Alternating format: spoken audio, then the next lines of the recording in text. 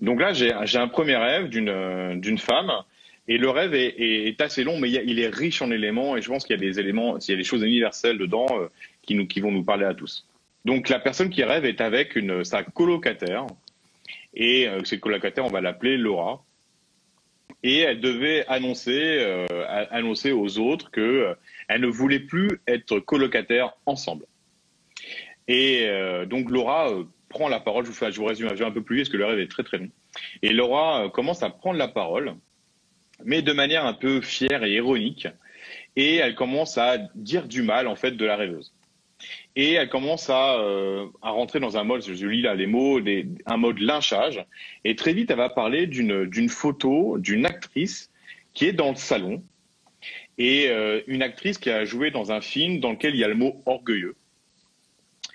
Et cette actrice, en fait, elle est sur cette photo, elle est très sensuelle, sexy, en jupon, en soutien-gorge. Elle a les bras ouverts avec une posture christique et elle se tient la tête dans un lit en métal. Et c'est une photo il fait très chaud, donc quelque chose de très sensuel hein, qui s'exprime. Et en fait, la personne, Laura, là, dont elle rêve, la colocataire, n'aime pas du tout cette photo qu'elle voit tout le temps, qui est dans le salon. Elle ne l'aime pas du tout. Alors, ça, c'est la première partie du rêve. Il y a plusieurs parties dans le rêve, ça va se décliner. Mais déjà, qu'est-ce que ça veut dire? Il y a la rêveuse. Donc, la rêveuse, dans un rêve, j'essaie d'avoir une démarche la plus analytique pour que tout le monde comprenne ma démarche. Dans un rêve, tout est nous. Donc, ça veut dire que sa colocataire, c'est une partie d'elle qui s'exprime. Il y a une partie d'elle qui s'exprime et qui, là, on parle de séparation. On parle de séparation de ces deux parties, puisqu'en fait, elles sont colocataires, donc c'est-à-dire qu'elles sont dans un lieu fermé. Et donc, il y a l'idée de se séparer de l'autre, de Laura, mais donc d'une partie d'elle-même. Donc, il y a une dualité qui s'exprime. Donc, la rêveuse est coupée en deux. Il y a elle qui a le rôle qui rêve dans le rêve. Et puis, il y a cette colocataire, Laura. Et donc, on parle tout de suite d'une cession de la colocation. Donc, il y a une rupture qui doit s'opérer. Et donc, on va voir quelle rupture. Et donc, tout de suite, on est ramené à des notions d'orgueil. C'est-à-dire qu'en fait, Laura elle est fière, on parle d'ironie, on parle du film dans lequel il y a le mot orgueilleux. Et puis, ça va être un peu plus précis. On va rentrer, on va voir qu'en fait, il y a dans le salon, donc le salon, c'est vraiment dans la maison le lieu de l'échange. C'est l'endroit où c'est le lien social dans notre maison. C'est là qu'on va recevoir les gens. Et même, c'est aussi un lien avec l'extérieur du monde, parce que c'est aussi là qu'on place, par exemple, la télé. Et donc, c'est un lieu véritablement d'échange, le salon. Et donc, dans ce lieu d'échange, qui symbolise donc notre manière d'échanger avec le monde, eh ben, se trouve une photo d'une femme très sexy, très sensuelle, et du coup, bah, ça met très en colère. Ça met très en colère Laura. Alors, on va continuer, mais ça veut dire que déjà, dans le rapport de la rêveuse, ce rapport à cette sensualité n'est pas clair. Et le rapport à l'orgueil n'est pas clair. Et ça entraîne une rupture, ça entraîne donc une réorganisation. Il y a une réorganisation qui est demandée à la rêveuse. Une réorganisation de sa structure et quelque part de repositionner un peu ses valeurs, certaines valeurs. On va voir ça, je trouve que c'est très intéressant, Mickaël, ce que tu dis, et peut-être vraiment d'insister sur la notion qu'en effet, les personnages des rêves parlent tous d'une dimension de nous-mêmes. S'il y avait vraiment une information finalement à retenir de ce travail déjà de décortiquage du rêve, vraiment cette décortication chirurgicale du rêve, c'est à quoi tu es en train de nous amener, c'est d'insister sur cette notion que tous les personnages, que parfois on pourrait se lever et avoir le sentiment qu'on a rêvé pour quelqu'un d'autre, ce qui est en réalité jamais le cas. Et simplement, ce que je voudrais, c'est pouvoir faire le lien aussi avec le processus des projections et commencer à donner, en donnant cet exemple du rêve que tu viens de commencer, puis on va faire le voyage avec toi, à quel point on a des processus comme ça de projection sur les autres, et que comme on projette sur les autres des qualités et des défauts, les rêves vont nous parler des projections qu'on fait pour pouvoir nous amener à évoluer. Bah, en fait, dans un rêve, tout est nous. Donc en fait, ça serait une erreur de penser que la rêveuse qui rêve de Laura rêve vraiment de Laura. Elle rêve d'une partie d'elle-même symbolisée par Laura. Et donc en fait, de quoi elle rêve? Elle rêve d'une partie d'elle-même qui la juge, qui juge la rêveuse. Et donc c'est ça qui fait c'est ça qui va suggérer une réorganisation. C'est-à-dire qu'en fait, il y a une partie de la rêveuse qui, on va dire, est très bien avec la photo. Bon, c'est quelque chose que je vais dire un peu plus tard, mais du coup, je donne une partie de la rêveuse qui est très bien avec cette photo dans le salon, qui est très sensuelle, très sexy.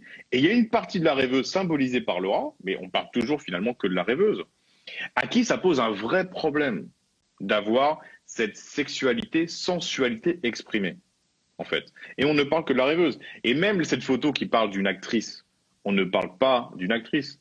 On parle de la sensualité de la rêveuse. C'est la sensualité de la rêveuse, ce côté un peu déshabillé. Et en plus, on est dans le salon. Donc ça veut dire que c'est quelque chose qui s'exprime socialement. Ça veut dire que cette sensualité s'exprime socialement. Et ça veut dire que la rêveuse, d'une certaine manière, l'assume. Il y a une partie d'elle qui l'assume parce qu'elle met la photo dans le salon, mais il y a une autre partie qui la condamne. Et tout ça dans un rapport à l'orgueil. D'autant plus que là, on peut noter qu'on n'est qu'avec des personnages féminins. Donc, mais vraiment, pour le moment, sur cette première partie, vraiment, on expose la dimension féminine. C'est là aussi où il y a un vrai lien entre le travail sur les rêves et puis la formation qu'on fait sur le féminin masculin, parce que finalement, tout ça, ce sont des portes d'entrée pour pouvoir évoluer et grandir. Alors, je te laisse continuer. Alors, tout à fait. Cette première partie, on est vraiment dans le féminin. On est vraiment dans le féminin de la rêveuse. Et puis, vous allez voir qu'après, on va passer à d'autres valeurs, à d'autres éléments.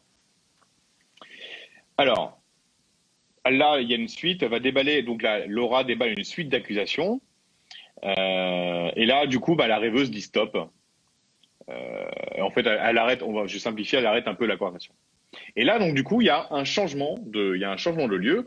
Donc, cette première partie, c'était l'introduction du rêve. Ce qui est intéressant, c'est qu'il y a vraiment un récit, en fait. Plus on se souvient de la totalité du rêve, plus on peut suivre un récit, comme un récit classique, un roman, ou alors, par exemple, un film. Bon, là, j'ai qu'un seul rêve, donc on parle d'un film en entier. Donc là, c'était vraiment la problématique qui est posée. Et souvent, dans un roman, la problématique est posée dès les premières pages. Dans un film, dans les 10 premières minutes, la problématique est posée. Et là, la problématique est posée comme dans un récit classique. Et donc, on arrive, donc, la problématique telle que je l'ai posée, donc un problème dans le rapport à la sensualité, dans le rapport au féminin, comme le soulignait Katia, et avec une personne coupée en deux, une partie qui finalement assume cette sensualité, et qui est comme ça de s'exposer au niveau social, et une partie qui juge, en fait, cette exposition. Dans la deuxième partie du rêve, donc, il y a un changement de lieu, la rêveuse se retrouve sur une plage à La Rochelle. Ce qui est intéressant, c'est qu'elle précise que La Rochelle, c'est sa ville de cœur. Donc, c'est-à-dire quand on a comme ça un lieu qu'on idéalise, ça veut dire qu'on est en gros dans l'accession, on parle finalement encore une fois de nous-mêmes, un lieu parle de nous-mêmes, elle arrive dans le lieu qui exprime, elle, son lieu de cœur, donc sa plus belle des elle.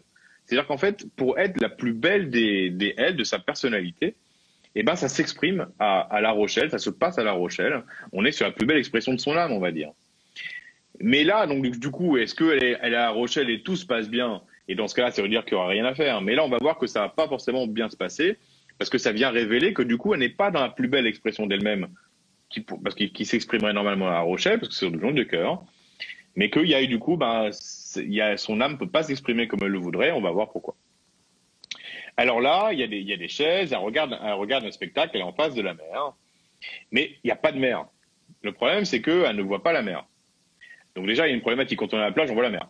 Donc là, il y a une problématique. Et là, comme on l'a dit en introduction avec Katia, donc la mer, c'est un symbole de la vie, un symbole du féminin. Donc ça veut dire que la vie n'est pas là et que du coup, le féminin n'est pas là.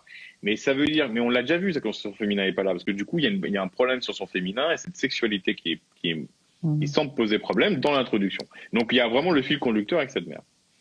Et donc là, elle ne voit pas, il n'y a rien. Donc, alors là, elle est avec ses parents et elle a des affaires précieuses dans un sac, genre des bijoux de famille. Alors, les bijoux de famille, si vous voulez, c'était des objets précieux, mais il y a le mot bijoux de famille et vous allez voir que mon interprétation va se poser sur quelque chose d'un peu bizarre. Mais les bijoux de famille, ça veut un peu dire, les bijoux de famille, c'est l'expression pour dire les couilles des hommes, hein, les bijoux de famille. Et c'est, d'après moi, d'ailleurs, par extension, il faut savoir que, moi j'avais une amie qui parlait des bijoux de famille aussi des seins, c'est-à-dire que, par extension, on pourrait aussi considérer que les seins sont les bijoux de famille, s'il y avait un équivalent, donc c'est un beau jeu de mots. Et les bijoux de famille, c'est quand même pas super bien connoté parce que finalement les hommes, bah, nous quand on parle du masculin, ceux qui ont vu notre vidéo, notre live la dernière fois, les hommes, on a quand même beaucoup d'orgueil par rapport à notre capacité à avoir une érection, par rapport à nos bijoux de famille. Et donc on n'est pas véritablement, d'après moi, sur des bijoux, des sortes de pierres précieuses. Et la suite va le révéler. C'est qu'on est plutôt encore une fois sur une notion d'orgueil, mais de famille. Donc ça veut dire qu'il y a quelque chose quand même qui est dans la lignée. En fait, il y a quelque chose qui est dans la lignée. Et donc, par contre, elle dit qu'elle précise qu'il y a des bagues. Et puis, son papa est là, ou sa maman. Donc, on peut imaginer qu'il y a vraiment quelque chose dans la lignée symbolisé, par les deux parents. Et puis là, elle dit la marée monte, mais c'est trop bizarre parce que elle monte d'en haut de la plage. Plutôt que de venir d'en face, elle vient de derrière.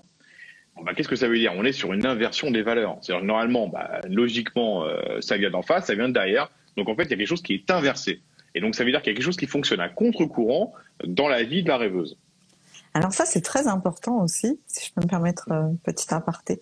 C'est vrai qu'on s'est aperçu, parce que toi aussi tu connais très bien ce sujet sur les chakras, que quand il y a un problème au niveau du transgénérationnel, et d'ailleurs on en a tous, et qu'on n'a pas réglé ces problèmes-là liés à notre éducation et des problématiques de famille, on n'est pas enraciné en fait. C'est vraiment quelque chose au niveau du premier chakra. Et du coup, il y a toute une inversion qui se produit aussi dans notre structure énergétique. Hein, c'est ça aussi, quand il n'y a pas d'alignement. Et là, le rêve le montre, qu'il y a quelque chose qui ne s'écoule pas dans le bon sens. Et d'ailleurs, le flux d'énergie du corps a un sens en fait optimal. Hein, vraiment, le flux de circulation, il part du premier chakra jusqu'au chakra supérieur. Et donc là, on voit bien qu'il y a quelque chose qui est suffisamment alertant, puisque le flux de circulation et de vie en fait n'est pas aligné. En fait, là, il y a une inversion qui provoque du coup quelque chose qui ne circule pas dans le bon sens et qui est peut-être même absurde. Alors, du coup, je suis tout à fait d'accord avec toi, mais alors comment j'ai interprété ça? Parce que, en fait, pour reprendre l'exemple de la bouilloire, j'ai jamais vu de bouilloire dans un rêve. Mais là, j'ai jamais vu non plus, moi, un exemple où la mer vient derrière, où la marée vient derrière. Mais en fait, simplement, ouais, c'est simple, c'est analytique. La mer est devant, là, c'est l'inverse. Donc, il y a une inversion de quelque chose. Donc, pour moi, on est sur une inversion, donc une contradiction, une inversion des valeurs. Donc, en fait, oui, c'est une méthode très simple, en fait. C'est un peu, c'est une forme d'évidence. Mais oui, c'est quelque chose que j'ai. À chaque fois, finalement, les rêves, c'est pour ça que je reviens sur l'introduction. On peut jamais interpréter un rêve avec un dictionnaire. Parce que, en fait, les rêves sont trop surprenants pour ça. Mais par contre, en fait, finalement, les symboles sont assez logiques. Et vous allez voir qu'il y a toujours une cohérence dans le récit. Il y aura aussi une cohérence dans mon interprétation. Donc, ce qui est bizarre, c'est que la marée vient derrière. Elle vient du haut de la plage. Et la marée descend sur nous. Plutôt que de monter sur eux, elle descend sur nous. Et donc, il y a quelqu'un qui les prévient et il dit il faut vous enlever vos affaires. Donc là, il y a ses affaires, et notamment, c'est là qu'il y a les bijoux de famille et les bijoux liés au papa et à maman, donc à la lignée. Et donc, il faut qu'elle récupère, donc elle se dépêche de récupérer toutes les affaires, et elle est toute seule à le faire. Donc, bah oui, parce que ça lui revient, en fait. Hein, finalement, les autres ne sont que des expressions d'elle-même. Hein. Et donc, elle essaie d'attraper les sacs qui étaient en dessous, et ça commence un peu, ça va super vite, donc il y a une forme de panique. Et ça devient profond très rapidement. Et donc, elle n'arrive pas à tout attraper. Elle perd des trucs. Et parce que tout est ouvert. Et du coup, il y a les objets qui lui échappent. Et il fallait qu'elle plonge dans le sable pour attraper. Enfin, bon, oui, elle essaie de tout récupérer. Et il y a une marée très puissante. Elle se débat. Elle n'arrive pas à tout attraper. Alors, et après, elle retourne à sec. Alors, et là, elle retourne à sec. Je suis sûr, je demande si elle est malade. Et là, elle demande si son père est malade ou mort. Si ses parents, sa mère et son père sont malades ou morts. Donc, la vie lui demande, donc la vie, l'eau, qui vient de derrière, qui est donc avec une inversion des valeurs, lui demande de faire le tri. Puisqu'en fait, il y a des choses. C'est quoi, en fait, quand je parle d'inversion des valeurs? Et quand je parle de ces sacs dans lesquels il y a ces bijoux de famille et il y a des bijoux. C'est qu'en fait, c'est des choses sur lesquelles elle met de l'importance. C'est un peu, on parle pour moi de son héritage. C'est comme si si vous voulez, comme dans ce sac, il y avait un peu l'héritage qui venait de ses parents qui sont avec elle sur la plage. Mais on lui demande par rapport à son héritage, la vie, en fait, symbolisée par cette eau qui descend plutôt que de monter, lui demande de faire le tri de son héritage. Dans sa lignée, il y a des choses qu'elle doit conserver, ce qui est le plus beau, et puis il y a des choses dont elle doit se séparer. Et la vie l'amène aujourd'hui à se séparer de plusieurs choses auxquelles elle est peut-être attachée, parce qu'elle leur met de la valeur, elle voit des bijoux dans le rêve. Mais elle doit se séparer, elle doit se délester. Et d'ailleurs, quand elle arrive à sec, du coup, ses parents se demandent s'ils sont malades ou morts. Parce qu'en fait, c'est pas ses parents. Quand on rêve de nos parents, on rêve de nos lignées, de ce qu'il y a, de nos ascendants, en fait. Et donc, du coup, par rapport à eux, effectivement, elle a l'impression que si elle renie certaines de ces valeurs symbolisées par ces bijoux, peut-être que eux, ça va leur faire du mal, peut-être que ça va les blesser, ou peut-être même que ça va les tuer de renier une partie de leur héritage. Alors qu'en fait, non, on doit tous faire ce travail-là. On doit garder le meilleur de ce qui nous a été transmis, puis on doit se séparer de ce qui ne nous correspond pas, ou de ce qui ne correspond pas à notre contexte spatio-temporel. Parce que les valeurs de nos parents, les parents, ils nous ont eu à 20, 30 ans, 40 ans, les choses qui étaient vraies à 20, 30 ans, 40 ans, c'est plus forcément vrai aujourd'hui, ça ne nous correspond pas, il faut être capable de faire le tri, et là, on demande à la rêveuse de faire le tri. Et donc, alors du coup, on est quand même dans la suite du rêve, de la première partie de l'introduction, avec cette sensualité, vous allez voir, qui est pas trop loin. Et donc, en fait, elle arrive dans un établissement scolaire. Et il y a donc un établissement scolaire, donc ça veut dire que là, après tout ça, après toutes ces péripéties, elle a des choses à apprendre. C'est là, on apprend à l'école. Mais c'est un établissement scolaire, ça veut dire qu'en fait, c'est scolaire, on peut associer ça à l'enfance, donc il y a un retour en arrière à faire. Et là, il y a un colocataire, c'est un pseudo, Khaled. Alors j'ai demandé du coup, quand on me dit Khaled, moi je dis il faut me dire quelques mots en fait sur Khaled, parce que du coup Khaled on parle pas de Khaled, mais on parle de la rêveuse. Et donc du coup, qu'est-ce que Khaled veut dire pour elle? Et donc elle m'a dit Khaled, c'est quelqu'un, en gros, pour se faire simple, d'assez déstructuré. Donc là, on va rêver d'un homme et il est déstructuré. Et il est avec une autre personne et ils vivent là dans une sorte de pièce, dans un étage. Et en fait, ils sont autorisés à faire sécher leur linge dans une pièce qui est un peu genre salon, dans laquelle ils peuvent traîner. Et la nuit, ils peuvent étendre leur linge dans cette pièce qui est posée au centre et les murs sont des vitres. Donc, on peut imaginer que ce linge trempé, on parle de son propre linge qui a été dans l'eau dans la scène précédente oui, je parle de scène précédente. Donc en fait, ça veut dire que tout ça, finalement, et là, on est sur le premier rapport au masculin. Et le premier rapport au masculin, véritablement dans le rêve, parce qu'il y a ses parents, mais on parlait plutôt de ses ancêtres quand on parlait de ses parents. Là, il y a un homme, et le premier personnage masculin, c'est quelqu'un de déstructuré. Et qu'est-ce qu'il fait? Il sèche le linge mouillé. Le linge mouillé qui vient d'être mouillé par, on peut imaginer, par cette marée. Et en fait, la problématique, c'est que ce féminin, cette vie qui est mal placée, ça mouille le linge, et le masculin, ça crée un masculin qui passe son temps à essayer de faire sécher le linge.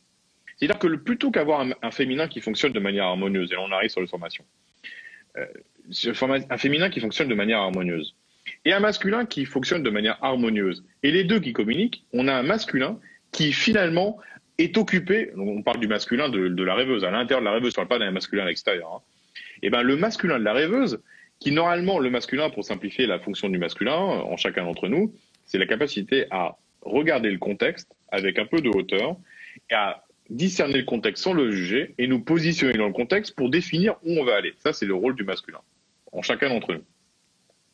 Et là, plutôt que le masculin est à sa place, il est occupé à sécher les débordements du féminin.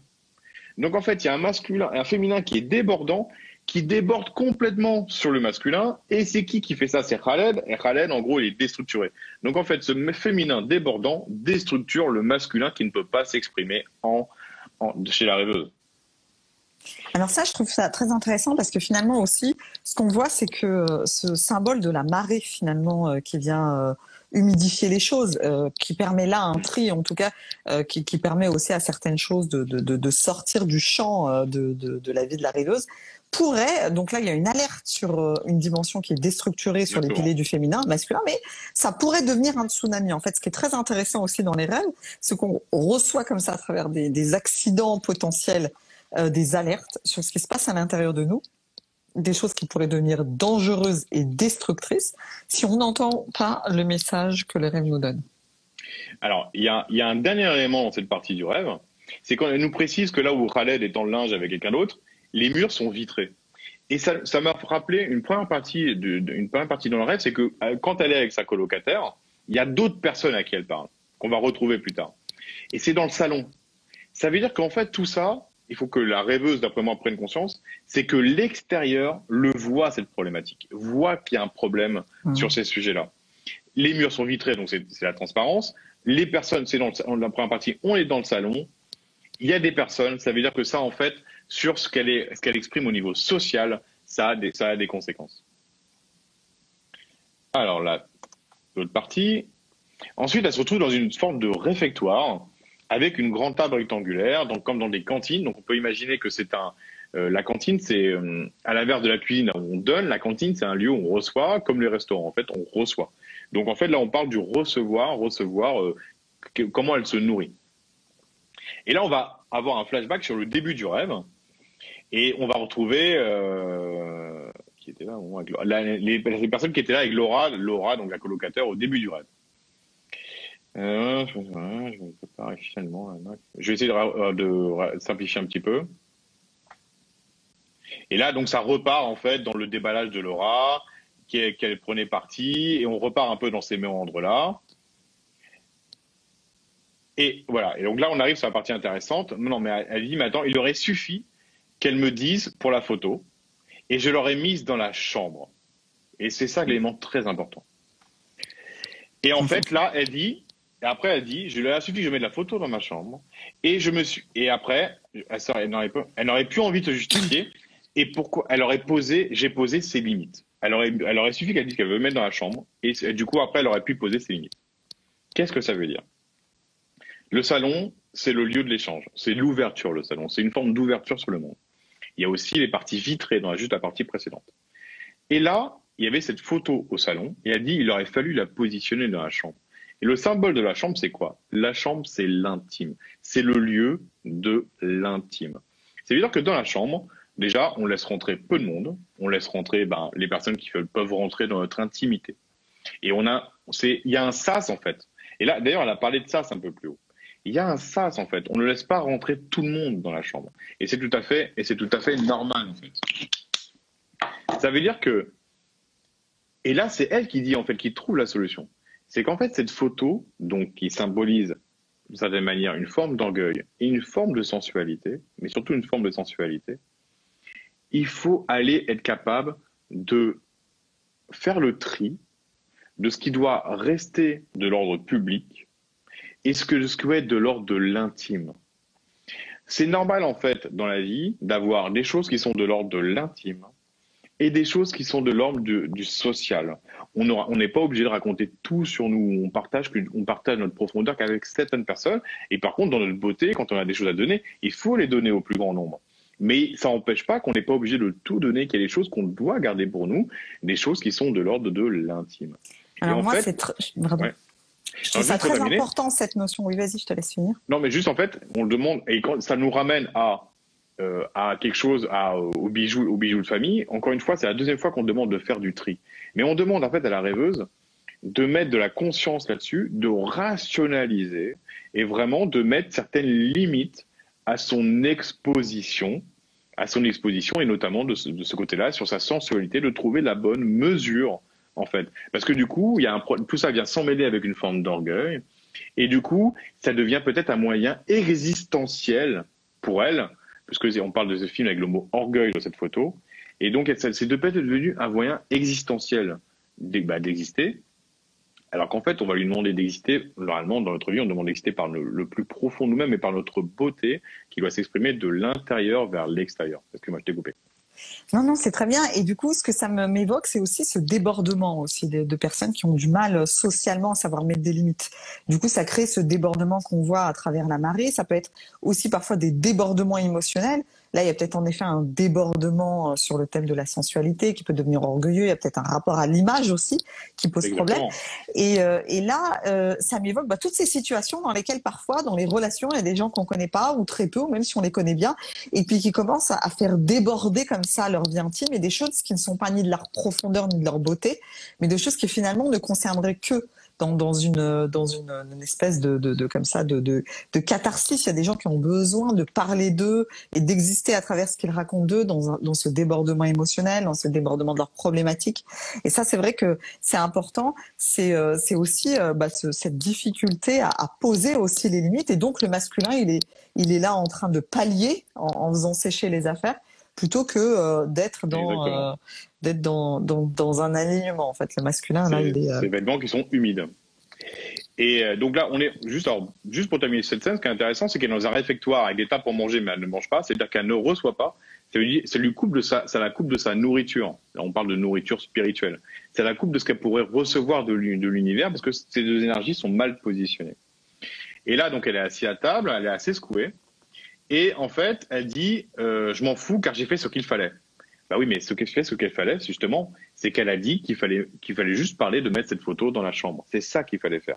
Donc, juste, voilà, avoir cet échange entre l'intérieur, entre l'intime et le public, et remettre ça exactement dans la bonne limite. Et ensuite, la fin du rêve, elle est à l'anniversaire. Et là, du coup, il y a un gâteau. Bon, ça veut dire qu'on parle. Alors, c'est quoi l'anniversaire? L'anniversaire, c'est comme toutes les dates. C'est comme, si vous voulez, Noël ou c'est le signe d'un renouveau. C'est comme le printemps, c'est un signe de renouveau. Et donc là, l'idée, c'est que si elle fait ce travail-là, il va y avoir un renouveau. La problématique, c'est qu'on va lui demander de régler un autre problème lié à la première problématique qui a été posée, l'orgueil. Et vous allez voir pourquoi. Donc, il y a ce renouveau, cet anniversaire. Et donc là, il y a le gâteau. Donc, il y a vraiment l'idée d'avoir la possibilité d'une nourriture, du coup. Je cherche mes problèmes de batterie. Et donc, il y a la possibilité d'une nourriture avec ce gâteau. Et donc, elle doit chanter. Et il y a une amie alors je sais pas si je peux dire le nom, qui est là et qui est très solaire. Donc, vous voyez, on est sur un renouveau, c'est l'anniversaire, il y a la possibilité de se nourrir avec le gâteau. Et là, il y a une amie solaire. Donc, en fait, encore une fois, elle ne rêve pas de cette amie solaire. Elle rêve de sa propre capacité à briller. Et donc là, il y a sa propre capacité à briller. Si elle règle ça, elle va pouvoir véritablement commencer à briller. Et donc, la problématique, et une autre problématique qui va se poser, c'est qu'au début, il y a quelqu'un qui fait le rythme de la musique, mais il faut chanter, mais personne ne chante.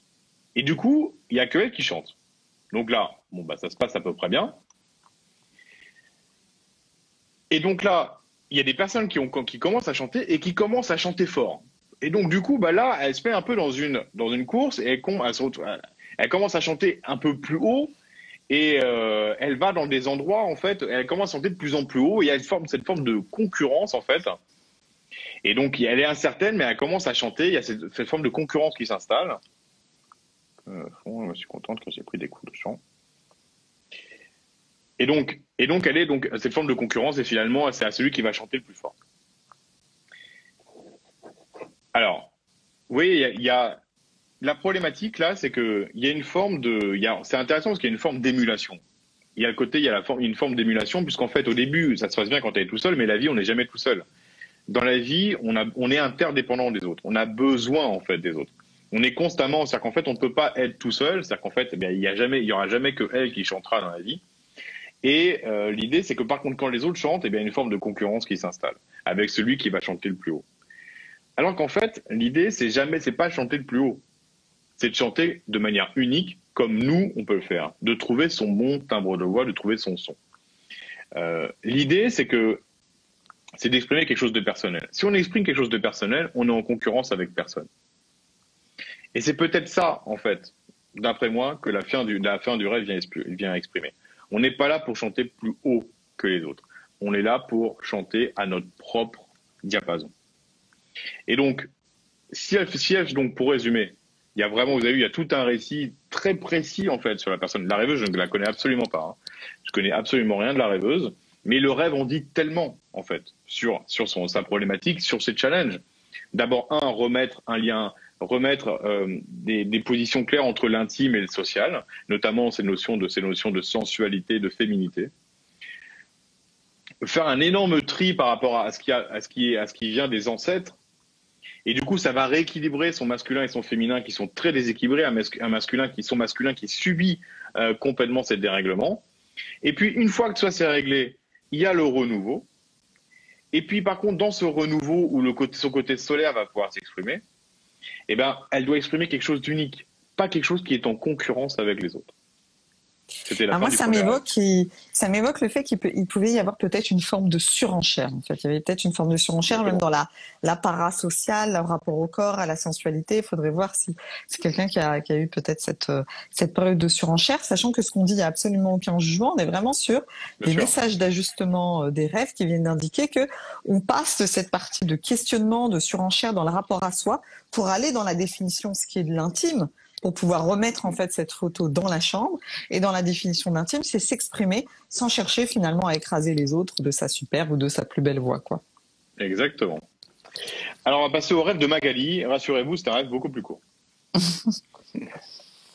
Alors, ce qui est intéressant, c'est que je choisis toujours un ordre pour les rêves. Là, on va parler vraiment de... Le premier rêve parlait déjà du rapport social, et là, on est sur une expression du social, mais un peu, c'est plus court. Alors, dans son rêve, Magali découvre un magasin de vêtements qui reste ouvert tout le temps, mais qui est vide sans personne. Même quand les autres magasins sont fermés, celui-là reste vide et ouvert. Elle y revient la nuit et découvre une petite fille seule avec un cartable, et elle décide de s'en occuper. Alors, les vêtements. On est sur le symbole des vêtements. Le symbole des vêtements, c'est vraiment le lien social. C'est le lien social, mais la différence entre le salon, qui est le lieu du lien social, les vêtements, c'est véritablement l'expression de nous-mêmes. C'est-à-dire qu'en fait, c'est une expression de nous-mêmes au niveau social. Vous voyez, la cuisine, par exemple, c'est ce qu'on a à donner aux autres. Le salon, c'est l'échange. Mais là, véritablement, c'est ce qu'on a c'est vraiment ce qu'on exprime de nous-mêmes. Et la problématique, c'est que, sûrement que cette personne-là, elle est dans un magasin, donc ça veut dire qu'elle a des choses dans ce lien social à exprimer, dans l'expression d'elle-même à donner. Mais le problème, c'est que ce magasin est vide, ce magasin de vêtements. Et là, elle découvre une petite fille seule avec un cartable. Bon, alors, cette petite fille, on parle que d'elle, encore une fois. Ça veut dire que pour qu'elle soit dans une expression sociale des choses, une expression d'elle-même, il y a peut-être quelque chose qui a été bloqué dans son enfance, dont il faut qu'elle s'occupe. Parce que elle, quand elle rêve, Magali, là, a dit qu'elle va s'en occuper, en fait, de cet enfant. Donc, elle doit s'occuper de retrouver, en gros, mener l'enquête. Et ce qui est intéressant, c'est qu'on va voir, du coup, dans le rêve suivant, l'idée de mener l'enquête. Mener l'enquête pour savoir ce qui empêche son expression sociale.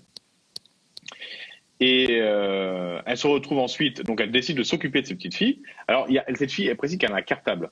Donc, c'est peut-être qu'il s'est passé quelque chose à l'école. Sans doute. Hein. Et puis, elle se retrouve dans un appartement où là aussi, elle est seule. Elle veut quelque chose pour l'aider. Mais sa famille intervient pour s'y opposer. Donc, du coup, il faut qu'elle cherche entre... donc, pour son expression sociale, il faut qu'elle cherche entre la petite fille qu'elle était quand elle allait à l'école, quand elle avait l'âge de la petite fille qu'elle voit dans le rêve, et aussi les blocages qui viennent de sa famille. Et ça fait un truc, c'est le nœud gordien qu'il faut qu'elle explore pour aller débloquer son expression sociale. Je vous avais promis, c'était un rêve plus court. D'ailleurs, moi, ça m'évoque aussi toutes les humiliations qu'il y a pu aller voir parfois aussi à l'école. Si on est vraiment sur la petite fille avec le cartable, qui est quelque part un des premiers lieux d'expression, hein, puisque sinon avant on est dans la sphère vraiment familiale, alors que l'école, c'est là où on va commencer à avoir ce risque social quelque part, qui est de prendre la parole en public parfois pour la première fois, avec les récitations, les questions des maîtres, la relation aussi aux autres, à nos camarades, donc qu'est-ce qu'on exprime aussi avec les autres. Donc c'est vrai que ça va nous rappeler les traumatismes de l'enfance, ou si ce n'est pas les traumatismes, parfois simplement les peurs et les chocs qu'on a pu avoir à l'école. Et là, il faut se remettre dans le contexte dans lequel on était. Et aussi, parfois, parce que moi, j'ai plusieurs fois eu en consultation, en formation, des gens qui vont dire oui, mais j'étais enfant, je m'en souviens plus. Non. Il faut se remettre dans la vulnérabilité de l'enfant qu'on a été, et à quel point c'est choquant, parfois, de recevoir des remarques désobligeantes en public, d'être humilié, d'être comparé aux autres face à une classe de 20, 30 personnes, d'être dans des spirales d'échecs ou de difficultés, de vouloir s'exprimer dans certaines dimensions, certaines disciplines, parce que là, on est bon et c'est spontané, simple pour nous, alors qu'il y en a d'autres, finalement, c'est pas notre truc. C'est pas qu'on est nul, c'est que c'est pas notre truc. Et toutes ces questions aussi dans le rapport à l'école, à l'expression, sachant que souvent, à l'école, en fait, on ne nous demande pas d'être dans l'expression, mais presque dans le mimétisme, en fait. On nous demande de singer. Là, on aurait envie de s'exprimer, on nous demande simplement de faire du par cœur et de répéter, d'annonner. On est même vraiment en train d'annonner ce que le maître nous demande de faire.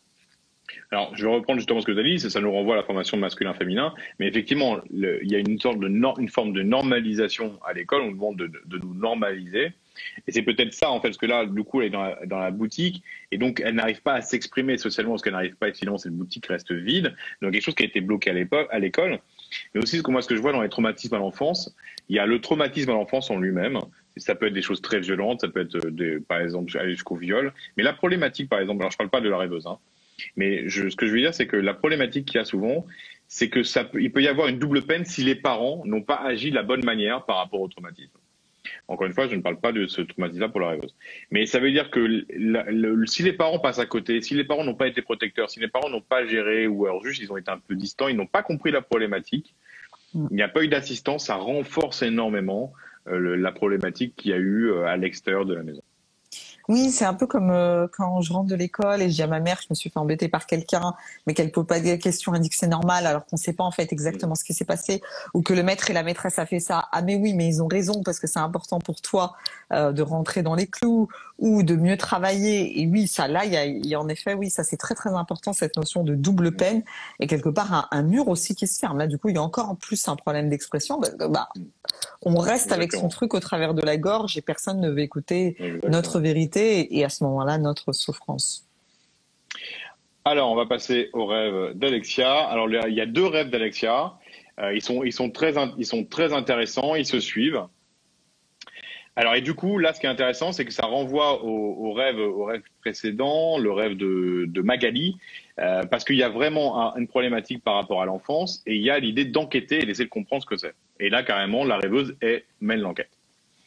Alors, c'est le soir, elle est dans la maison, qui semble être la maison familiale, donc des maisons de sa famille. Les lumières sont allumées. Elle est sereine. Et elle est dans le rôle d'une inspecteur, en train de travailler sur une enquête criminelle. Elle analyse des photos de masques à peau humaine. Assez horrible. Ce sont des enfants qui ont été kidnappés, on leur a retiré leur visage. Alors, donc là, on est dans une problématique liée à l'enfance, chez la rêveuse, hein, on parle que de la rêveuse. Et on parle tout à fait, comme dans le rêve précédent, on parle de l'identité. Puisqu'en fait, comment est-ce qu'on nous reconnaît? Si on voyait des corps d'enfants, on rechercherait le visage pour les identifier. Donc on parle de l'identité qui a été retirée depuis l'enfance. Et ensuite, il y a quelqu'un d'autre avec elle, qu'elle n'arrive pas à distinguer. D'ailleurs, il y a presque une mutilation là en fait. C'est très très fort. Là, il y a vraiment probablement un traumatisme qui est assez fort parce que moi j'entends vraiment la mutilation aussi physique. Tout à fait. Et donc là, ayant imposé la position de l'enquêtrice, elle se dit, il faut que je mène l'enquête. Elle dit qu'on va résoudre cette affaire. Mais là, alors qu'elle a précisé qu'elle était dans la lumière, il y a une coupure d'électricité. Qu'est-ce que c'est la coupure d'électricité? C'est qu'elle avait plus ou moins conscience qu'il y a une problématique dans l'enfance, c'était allumé. Et puis là, on bascule dans l'inconscient. C'est-à-dire qu'on va basculer dans ce qu'elle ne connaît pas d'elle-même. Est-ce que la vie, ou son inconscient, ou son âme, si on y croit, lui demande d'aller voir. Et donc, on lui demande d'aller voir. Et là, du coup, elle a un mauvais pressentiment. Bah oui, parce que du coup, quand on doit explorer quelque chose de notre inconscient, c'est forcément un peu lié à notre peur, parce qu'on rentre un peu dans l'inconnu. Et en regardant par la fenêtre, c'est la tempête. Donc ça veut dire quand même que c'est quelque chose il y a des risques que ça la remue un petit peu. Elle voit un enfant sous la pluie qui pleure et qui veut rentrer. Donc c'est quelque chose qu'elle voit, qu'elle visualise à l'extérieur, mais en fait qu'on lui demande de s'approprier. Mais là le problème c'est qu'elle sait qu'il est malveillant et elle le regarde en lui disant qu'il ne reculera pas, qu'il ne rentrera pas. Et là, l'expression de son visage change complètement et il sourit de manière effrayante. Bon, en gros, ce que ça nous dit, c'est que ça ne veut pas dire que c'est dramatique, en fait. Il ne faut pas croire que c'est quelque chose de dur ou quelque chose d'horrible. Ça veut juste nous dire que c'est quelque chose que la rêveuse ne veut pas voir. C'est quelque chose qu'elle ne veut pas voir, mais qu'il est temps qu'elle voit, qu'il faut qu'elle se l'approprie. En fait, c'est sa position qui n'est pas saine. C'est que c'est quelque chose qui lui fait peur, qu'elle ne veut pas voir. Si elle accepte de voir, si elle accepte de laisser rentrer cet enfant, si elle accepte de laisser rentrer sa propre blessure, il faut qu'elle se dise que c'est pour le mieux. Parce qu'on parle de sa propre blessure dans l'enfance. Au sujet d'ailleurs d'une mutilation de son identité, quelque chose dans l'identité qui a été mutilée.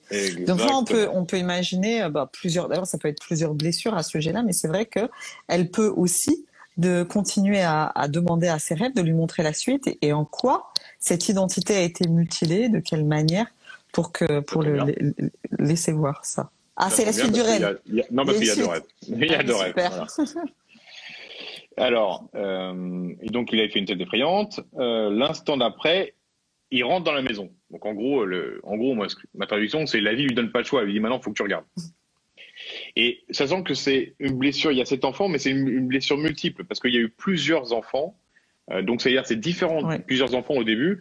Donc c'est différentes facettes de la rêveuse qui, du coup, de son identité, qui ne s'exprime pas, qui ont été atrophiées. Alors elle comprend pas parce qu'elle est fermée fort, donc elle dit qu'elle précise qu'elle est fermée fort, donc ça veut dire qu'elle a elle a vraiment une protection, elle essaie de se protéger de cette vérité-là, de ce qu'elle veut pas voir. Et elle apporte et lui met les menottes. Et donc elle lui met les menottes, donc en fait elle a des systèmes de protection très forts, de résistance très forts par rapport finalement à cette évolution, parce que ce qu'on lui demande c'est une forme d'évolution.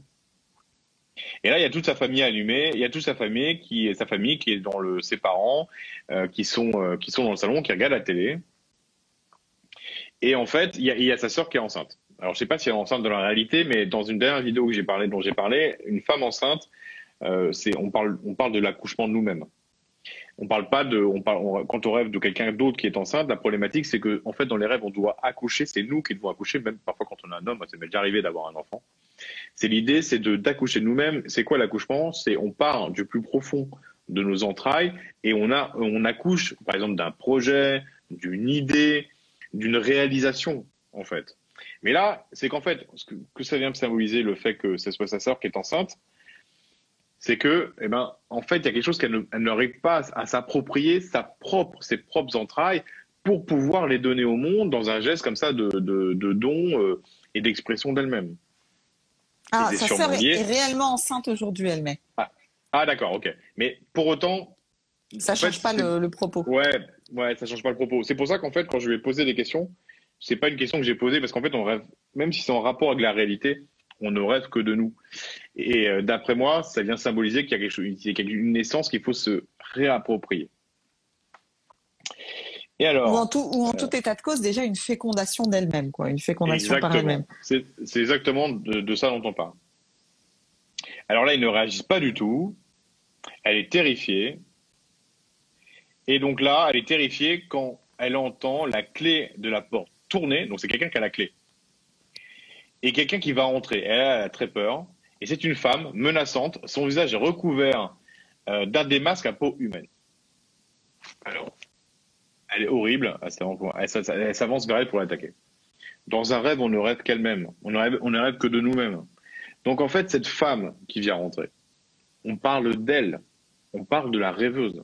On parle de la rêveuse et avec ce masque qu'elle a, ce masque qu'elle a sur le visage, c'est en fait, on parle des conséquences. Non, je dirais pas ça. On parle du fait de se réapproprier cette identité, puisqu'elle a mis le masque.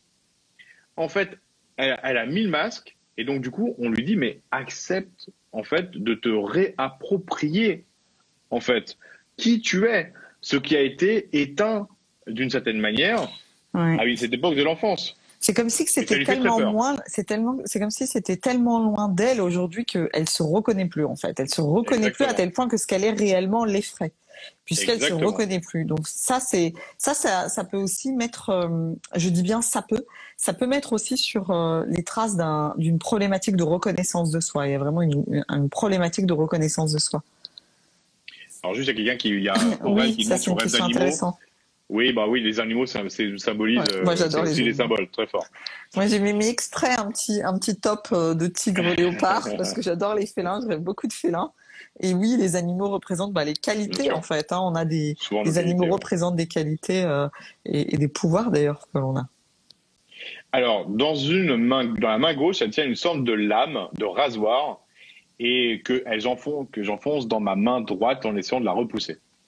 Donc, en fait, une lame, c'est fait pour couper, et quand on coupe, il y a du sang.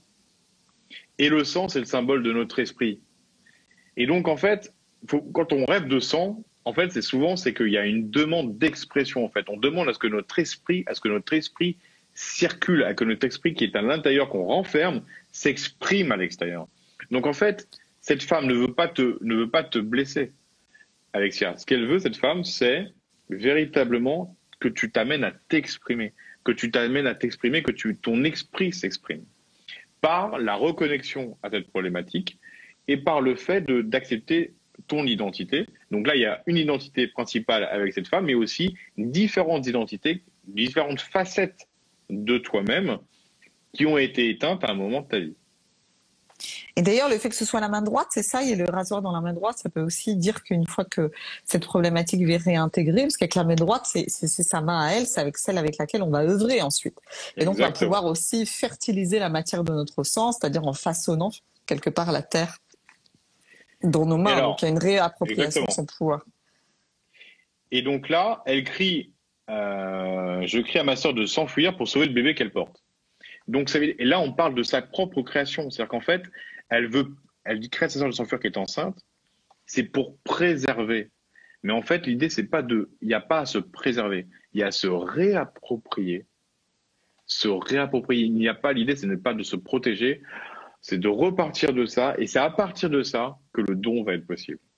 Et vous allez voir dans le rêve prochain qu'on va parler de don. Et donc, elle a l'impression, bon là, du coup, elle essaie de se battre. Et en fait, là, elle ne voit pas cette femme.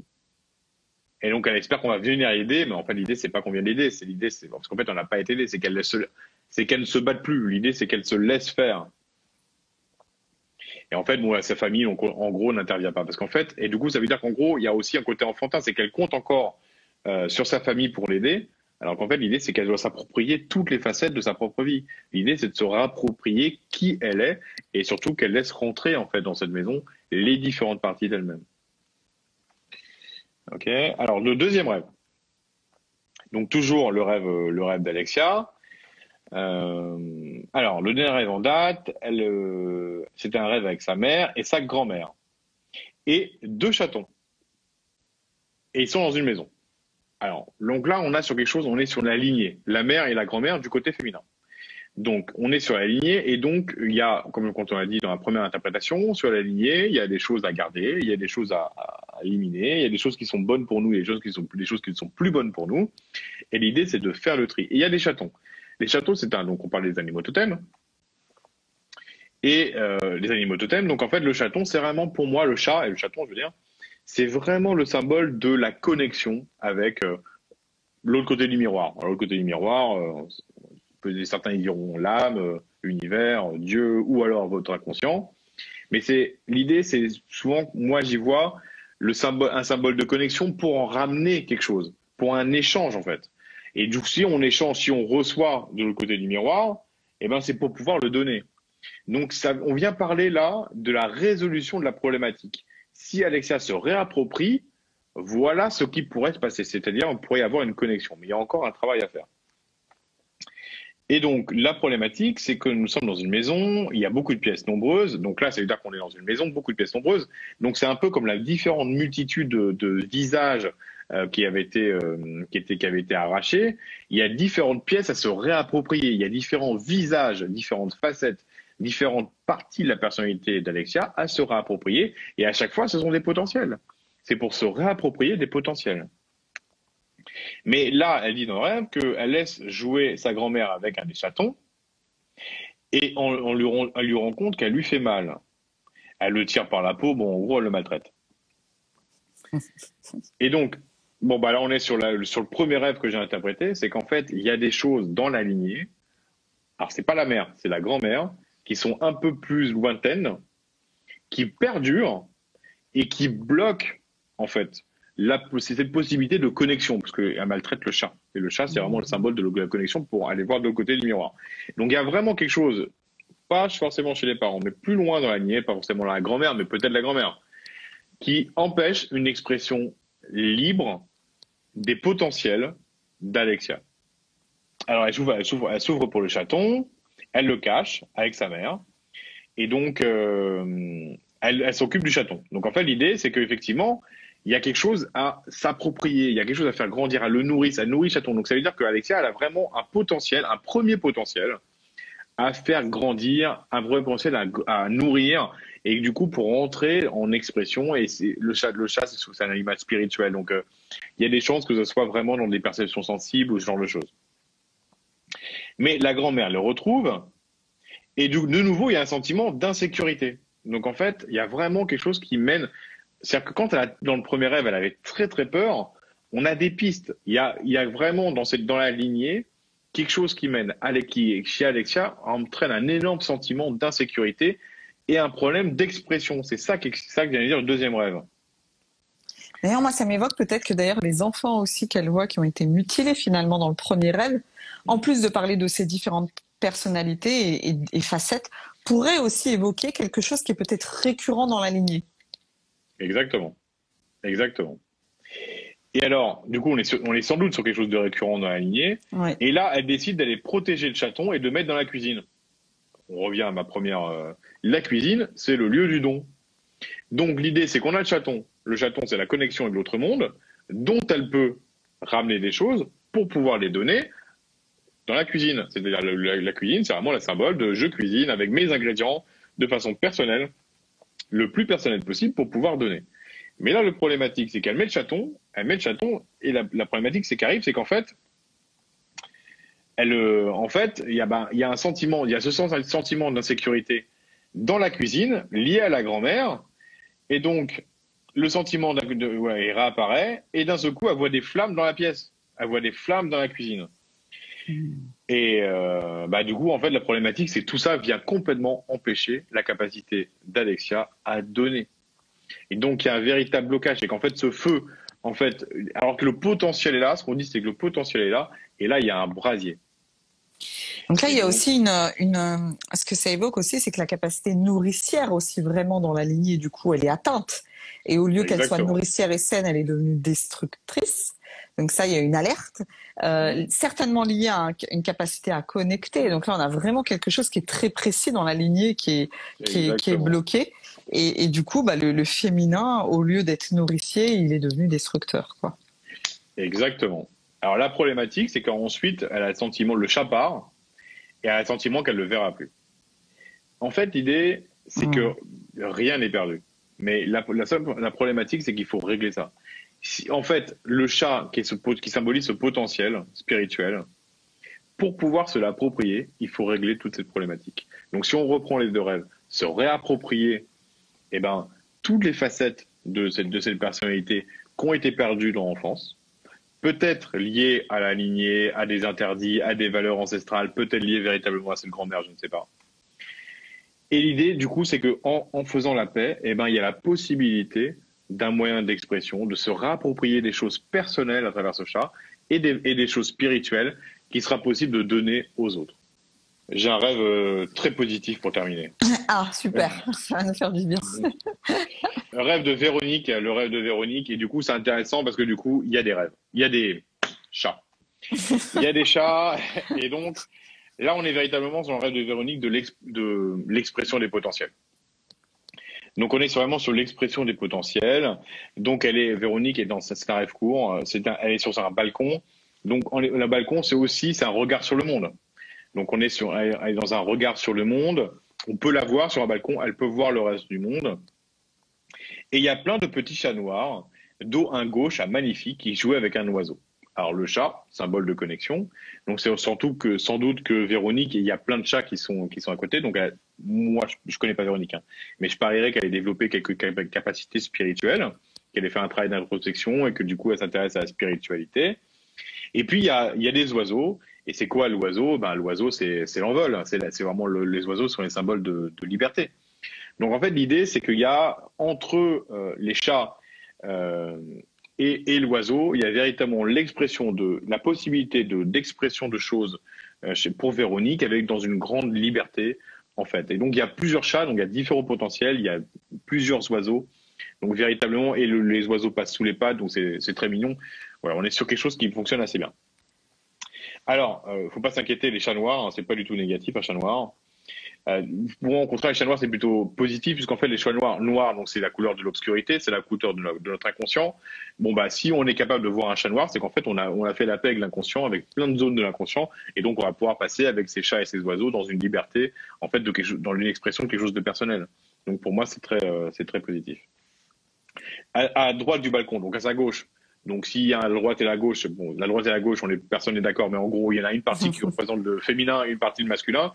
En gros, elle a les chats à gauche et à droite. Donc ça veut dire qu'elle est quand même dans un apaisement de ces deux énergies, du masculin et du féminin. Et là, bon, il y a un tout petit problème. Hein. Là, il y a un tout petit problème, il faut bien une petite zone. Donc elle voit un chat qui ressemble à un chat persan. Et là, elle était surprise et elle le trouve pas beau. Et elle avait l'impression que tous ces chats tombaient du ciel. Alors, le chat persan, ce qui est intéressant, c'est que le chat persan, c'est un chat qui est un peu lointain. Ça nous ramène à des civilisations persanes, à l'Égypte ancienne. Donc bon, bah, on lui dit, elle le trouve pas beau, c'est-à-dire qu'elle n'est pas encore tout à fait à l'aise à aller un peu plus en profondeur d'elle-même pour aller peut-être connecter à une grande lignée, peut-être à des grands savoirs, à des savoirs un peu plus grands, un peu plus profonds. Mais bon, pour l'instant, le chat, il est là, donc c'est quand même très positif. Mais qu'elle ne le trouve pas beau, ça veut dire qu'il y a un petit problème par rapport à ça. Et encore un petit rejet. Un petit rejet. Voilà, un petit rejet. Mais c'est pas très grave, il faut juste qu'elle accepte de s'ouvrir à ces dimensions d'elle-même. Et en acceptant de s'ouvrir à ces dimensions d'elle-même, elle a encore plus de choses à donner, à recevoir et puis à donner. Alors c'est beau parce que les chats tombent du ciel. Bon bah, ça c'est magnifique. Pas besoin d'interpréter. Et là on voit encore à gauche, petit brillant, voilà. Et donc, alors c'est marrant parce que du coup souvent on essaie de relier, juste ça c'est plutôt pour comprendre, on essaie de relier à des choses. Elle essaie la veille effectivement de dire qu'elle essaie d'avoir un chat. Mais pour moi, le rêve ne parle pas de ça. Le rêve parle de ses capacités. De si elle veut prendre un chat, qu'elle prenne un chat. Ça ne veut pas dire pour moi ni qu'il faut qu'elle en prenne dans la réalité, ni qu'il ne faut pas qu'elle en prenne. Non, on est vraiment sur le symbole, en fait. On est vraiment sur le symbole. On est sur l'expression d'elle-même. Et donc, c'est quelqu'un, Véronique, qui a déjà beaucoup de choses à exprimer, qui a acquis une forme de liberté avec les oiseaux. On lui dit, tu peux aller encore plus loin. Alors, si j'avais à conclure, donc vous retrouvez la formation de Michael, les clés des rêves sur mon espace personnel, donc ma formation en ligne, dans mon école en ligne, plutôt www.katiabouchiche.com. Quand vous mettez sur mon profil, puisque cette vidéo va être en replay, vous allez dans la bio et vous cliquez sur le lien. Donc, c'est une formation qui comprend énormément d'heures. Vous allez retrouver comment jouer avec vos rêves, comment les questionner, comment utiliser les rêves comme un outil d'introspection et d'évolution, comment sortir de schémas récurrents, comment interpréter les animaux dans le rêve, comment interpréter les pièces de la maison dans le rêve, comment interpréter les personnages dans le rêve. Michael aussi fait le lien avec les mythes et les symboles, c'est-à-dire comment est-ce que aussi le rêve, même si tu parles aussi des mythes, mais comment déjà le rêve, c'est une histoire allégorique de notre propre vie et comment on peut regarder nos rêves comme des films, comme si chaque nuit était une séquence, chaque nuit était une scène ou alors chaque nuit est un épisode. Et comme ça, au fur et à mesure des semaines, des mois et des années, on apprend à renforcer notre capacité de lecture et d'interprétation du rêve. Et grâce à ça, on peut apprendre à évoluer de plus en plus en autonomie. Voilà. Donc, juste un tout petit mot, parce que tu as juste un point, je vais rebondir.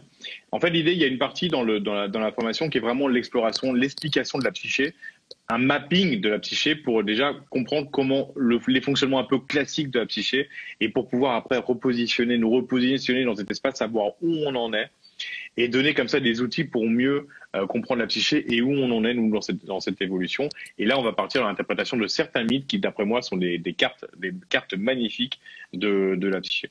Voilà, je t'ai coupé, je voulais juste. Ah non, c'est génial, c'est une belle précision. Oui. Alors, si vous avez envie d'envoyer des rêves à Michael, vous allez sur sa page qui s'appelle Le Palais des Fantaisies. Il faut savoir aussi que Michael, du coup, il partage sur sa page ses symboles, il partage aussi des rêves, des interprétations. D'ailleurs, il fait de plus en plus des petites vidéos dans lesquelles il partage des rêves qui lui sont envoyés. Donc, Le Palais des Fantaisies, vous le trouvez sur Instagram, vous le trouvez sur Facebook, vous le trouvez aussi, je crois, sur Twitter. Et évidemment, sa formation en ligne sur www.katiabouchiche.com, le lien dans ma bio, une formation qui est vraiment complète, avec son regard aussi très intéressant sur l'énergie du masculin. Donc, il y a un très, très bon complément aux formations que je propose dans mon école. Voilà, on vous remercie d'avoir été avec nous ce soir. On vous dit à très bientôt. Merci à tous. Pour de prochains lives. On vous embrasse très, très, très, très fort. Et puis, voilà, à très, très vite. À bientôt. Au revoir, Mickaël, merci. Au revoir, Katia, merci à toi.